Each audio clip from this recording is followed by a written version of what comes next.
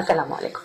Doctor তামান্না আহমেদ একজন plastic surgery বিশেষজ্ঞ। আজকে কথা বলবো মহিলাদের একটা কমন সমস্যা, যেটি হচ্ছে তাদের যোনিপথ বা ভ্যাজাইনাল লুজ হয়ে যাওয়া।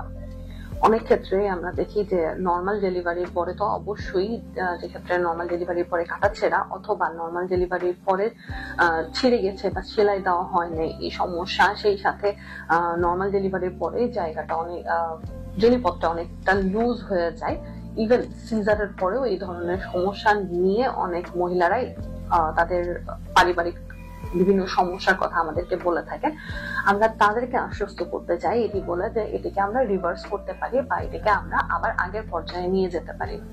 এই ক্ষেত্রে আমরা পার্মানেন্ট বা গ্যারান্টেড ওয়েতে ভ্যাজানোপ্লাস্টি বা ভ্যাজানাল টাইটেনিং সার্জারির মাধ্যমে শুধুমাত্র এই জায়গাটুকু অবশ করে কোনো পুরোপুরি অজ্ঞান ছাড়া বা আপনাকে হাসপাতালে ভর্তি না রেখে এই অপারেশনটা করতে পারি।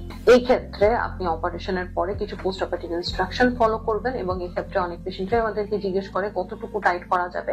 তাদের উদ্দেশ্যে যতটুকু প্রয়োজন বা আপনার যতটুকু দরকার, এটা একজন প্লাস্টিক সার্জন ডিসাইড করবে বা আপনার চাহিদা অনুযায়ী যতটুকু প্রয়োজন আমরা ততটুকু সার্জারির মাধ্যমে টাইট করে দিয়ে আসতে পারি।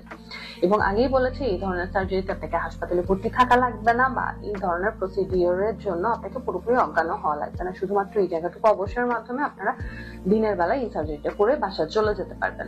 এছাড়াও সার্জারি ছাড়াও বিভিন্ন পদ্ধতি আছে, যেমন আমরা এই জায়গায় ফিলার ইউজ করতে পারি। আমাদের বিভিন্ন ধরনের বডি ফিলার আছে, বডি ফিলারের মাধ্যমে আমরা এই জায়গাটাকে টাইট করতে পারি। এছাড়া আমাদের হাতে আছে ফ্যাট গ্রাফটিং, যেমন আমাদের শরীরের অন্য জায়গা থেকে আমরা অল্প একটু ফ্যাট নিয়ে এসে এই জায়গাটা ফ্যাট ইনজেকশনের মাধ্যমে টাইট করতে পারি, অথবা লেজারের মাধ্যমে আমরা এই জায়গাটা টাইট করে দিতে পারি।